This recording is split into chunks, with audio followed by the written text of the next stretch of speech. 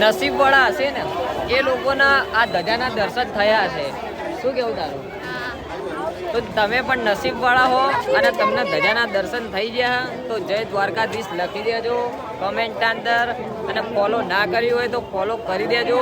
અને આ કોરા જુઓ કે લાઈન કેટલી લાગેલી છે, ફૂલ ગળદી હવે હજી દર્શન કરવાની લાઈન તો જુઓ.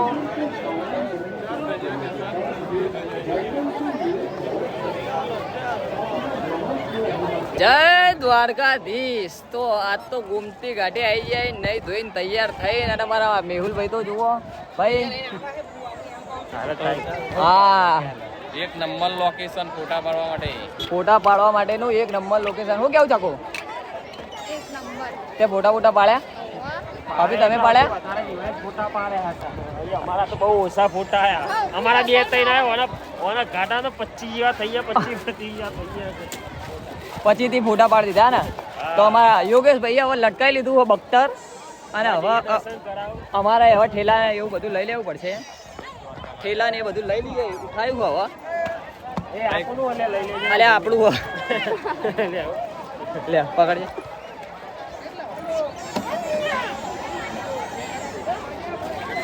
જય દ્વારકાધીશ.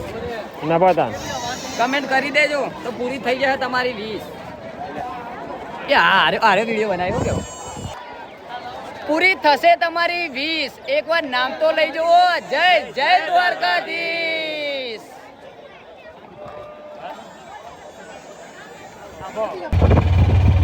રૂક્ષ્મણી મંદિર પહોંચી ગયા. હવે જઈએ એ બાજુ.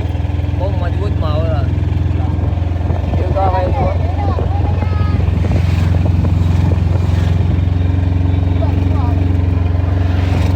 રૂક્ષ્મણી મંદિર પહોંચી ગયા છીએ.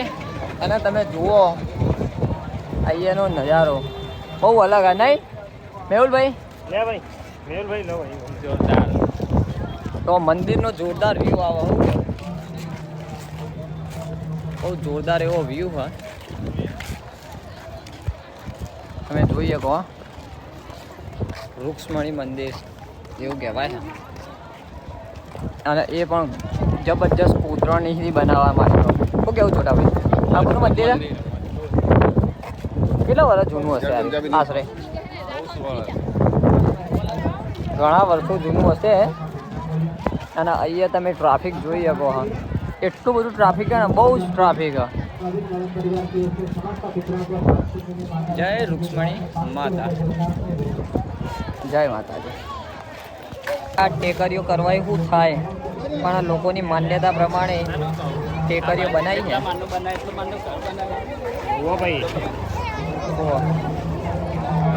બધા એવું કે હા કે જેટલા માંડું બનાવીએ એટલા માંડું ઘર બને.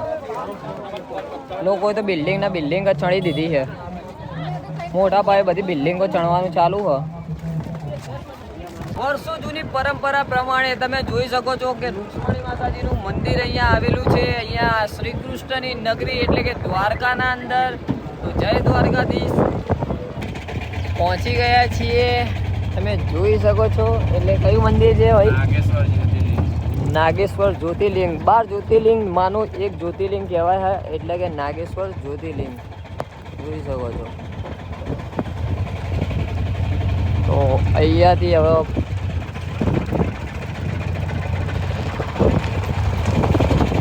પાસ લેવાનો હોય. ભાઈએ લઈ લીધો પાસ. કેમ્પના અંદર આપણે ચાલુ હોય. શંકર ભગવાનના મંદિરનું જોરદાર વ્યૂ આવે. એક અને મેહુલભાઈના છોટો ઓગાભાઈને જોઈ રહ્યા. ઓગા હા જાગે લે ભાઈ. પહોંચી ગયા મેહુલભાઈ. પહોંચી ગયા.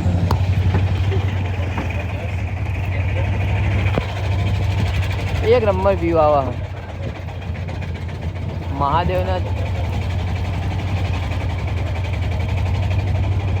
મહાદેવના મંદિરનો ભાઈ વ્યૂ તો જુઓ. અમે લોકો આવ્યા હોય તો કમેન્ટ કરી દેજો. 12 જ્યોતિર્લિંગના અંદરથી આવેલી એક જ્યોતિર્લિંગ એટલે નાગેશ્વર મહાદેવનું મંદિર. હર હર મહાદેવ. અરે હસી ગયો રે. તો આવી જાય અને મારા અરે હા મેહુલભાઈ હે ને મેહુલભાઈ યુટ્યુબર હાથના અંદર ગિમ્બલ લઈને હવે વિડીયોગ્રાફી કરશે. બહુ જોરદાર એવી અમારા છોટાએ ચશ્મા ચડાયા હવા કપાળે. 12 જ્યોતિર્લિંગમાંનું એક જ્યોતિર્લિંગ એટલે કે નાગેશ્વર મહાદેવનું શિવલિંગના ત્યાં આવી ગયા છીએ. નાગેશ્વર મહાદેવનું મંદિર તમે જોઈ શકો છો, બહુ જોરદાર અને લોકો બધાની ફીસ કહેવા ભાઈ અમને તો ફોનમાં ઘણું બધું કહેવાના જુઓ હવે ફોનના અંદર કોઈ કહેવાનું મેં ચાલુ કરી દીધું હવે.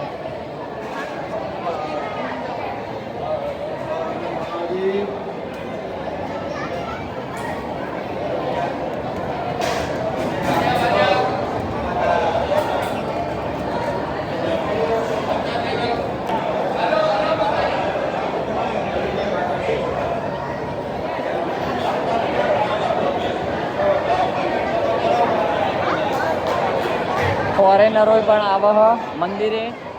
શું કેવું યોગેશભાઈ કેવું રહ્યું મંદિરના અંદર આવ્યા ભાઈ? મસ્ત સારું લાગે. મહાદેવના ખાસ ભગત એટલે નેહાભાઈ નેહાભાઈ કેવું ભાઈ મંદિરના અંદર કેવું સુકૂન મળે? મજા આવી મજા આવીએ ને.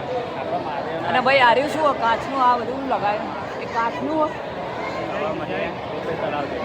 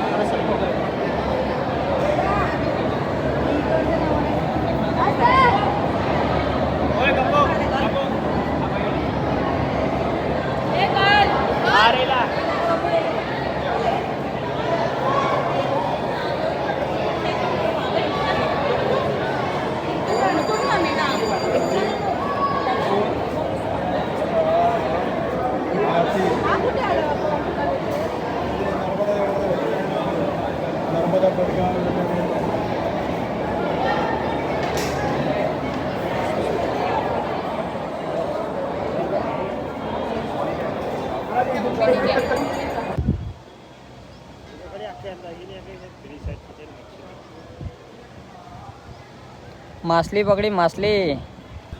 નાગેશ્વર મહાદેવના મંદિરની પાછળના ભાગમાં આવેલું છે હનુમાનજીનું મંદિર. તો જય દાદા લખી દેજો અને દર્શન કરવા આવતા હોય તો અહીંયા હનુમાનજી દાદાના દર્શન કરવા માટે આવજો. તો લખી દો હર હર મહાદેવ, જય બજરંગબલી.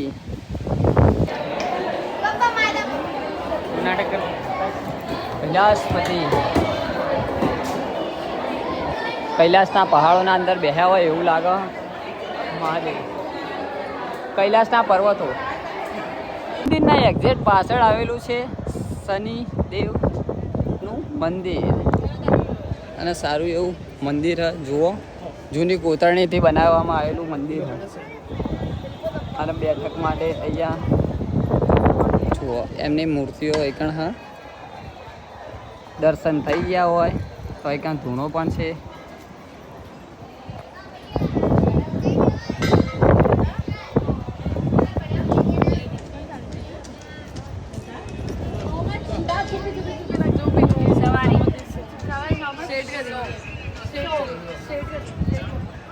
હા હર મહા આ છે નાગેશ્વર મહાદેવનું મંદિર અને તમે જોઈ શકો છો. અને એક ભાઈએ વિડીયો બનાવ્યો હતો કે આગળ સામે ખોડિયાલ માતાજીનું મંદિર આવ્યું હોય, તમે લોકો દર્શન કરવા ના જતા હોય તો અહીંયા જજો, જેમ કે જોરદાર માતાજીનું મંદિર છે અને અમે તો દર્શન કરવા જઈએ છીએ. અને એ ભાઈ પણ અમારો વિડીયો જોતા હોય તો કમેન્ટ કરી દેજો. હર હર મહાદેવ અને ખોડિયાલ માતાજીનું મંદિર સામે પણ આવેલું છે. તો અમે હવે પહોંચી જાય છીએ ગોપી તળાવ. શું કેવું એ ભાઈ પેલું શું ચંદન કેટલું બધું લીધેલું આ જો હાલે આના અંદર મૂર્તિઓ પેલા હવે જઈને આવીએ પછી તમને બતાવું. અને કહેવાય શું ભાઈ આગળ તરતો પથ્થર એવું કંઈક કહેવાય ને જુઓ પછી આ રહ્યું રૂક્ષ્મણી મંદિર પ્રવેશ દ્વાર.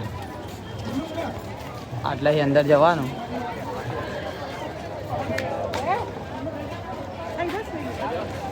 ભગવાન શ્રી રામનો તરતો પથ્થર તમે જોયો હશે, આઈકન જોયું. ભગવાન શ્રી રામનો તરતો પથ્થર આ દેખો, કાચની પેટીની અંદર પથ્થર વર્ષો જૂનો ના પથ્થર તારા તમે જોઈએ તો વર્ષોથી આ કન્ડિશનના અંદર 5 વર્ષ જૂનું તળાવ એટલે કે ગોપી તળાવ. જુઓ 5000 વર્ષ. હું કેવું યોગેશભાઈ? હવે અંદર જઈએ છીએ અમે, તમને બતાવીએ કે અહીંયાનો નજારો કેવો છે. તો અહીંયા પેલા એમ કહેતા હતા કે માછલીના દાણા લઈ જાઓ, એટલે અમે તો ખબર પડી જ જઈએ કે એટલે માછલીઓ તો હશે. શું કેવું ભાઈ? હા ભાઈ, માછલી હશે ને. અને આ દેખો ચંદન. ચંદન ના કહેવાય, શું કહેવાય? મુલતાની માટી. જુઓ, અને લીલા કલરના નારિયેલ. ગોપી તળાવના અંદર હવે યોગેશભાઈએ પ્રવેશ કરી લીધો હ. ગાય માતા. અને આટલે હવે અંદર જવાનું.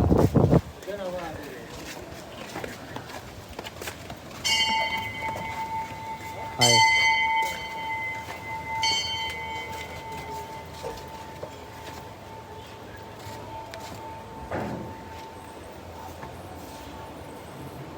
ગોપીનાથ. જય શ્રી ગોપીનાથ.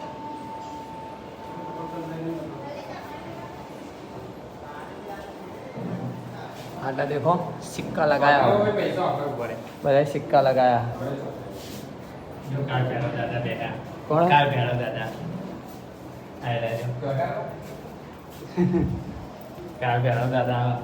गर्मी ना कारण अंदर आई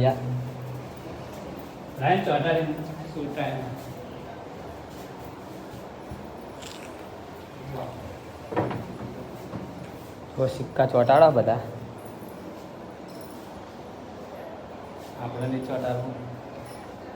તો આ ગોપી તળાવ તમે ના જોયું હોય તો જોઈ જુઓ, બહુ જોરદાર નજારો. હા, અમે આવી જઈએ ગોપી તળાવના અંદર.